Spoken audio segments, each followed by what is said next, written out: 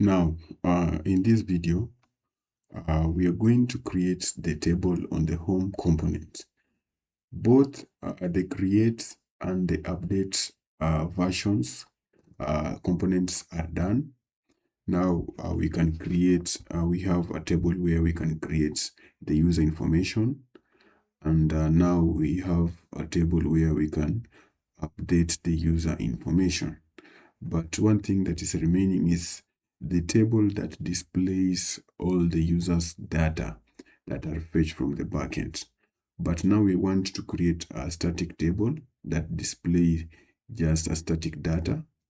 And then after this, it is now when we are going to dive into the backend, where we are going to create the user details table. And then we are going to create the model, the controllers, then create and validate the information inputs, and then create all the methods, and then create the API routes. And then later on, we'll come back to the front end and try to fetch and display all of the user information. Okay.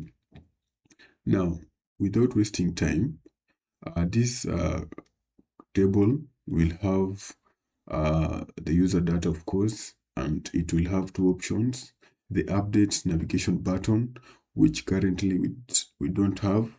For us to access the update page, we have to navigate using the URL.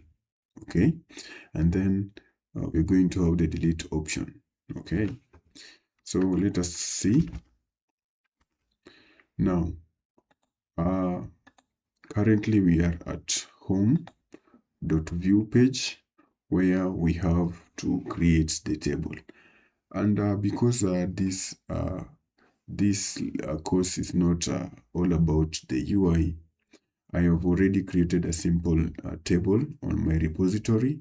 I'm going to leave the link attached below the video, so you can just go and check it out.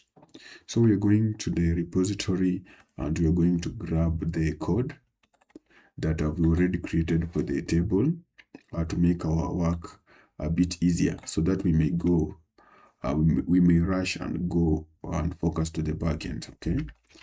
Now, here is my repository. This is just a table, and I can copy everything from inside the template. This is what we're going to use. This is just a static data where we're going to, where we are going to just copy everything. Okay. And then we are going to paste everything inside the main layout like that. And then we are going to save. This is just static data. We are going to make it dynamic once we create everything from the backend. Okay. So this is just static data. When we save and go to the browser and try to see what's happening, now you can see we have our home page.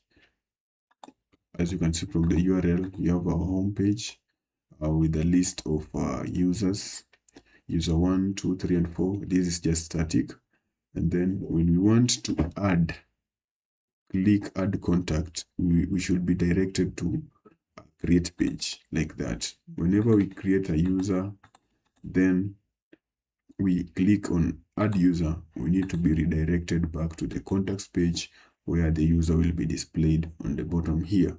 And whenever we want to edit a user, we just click on edit, and then we'll be directed to this updates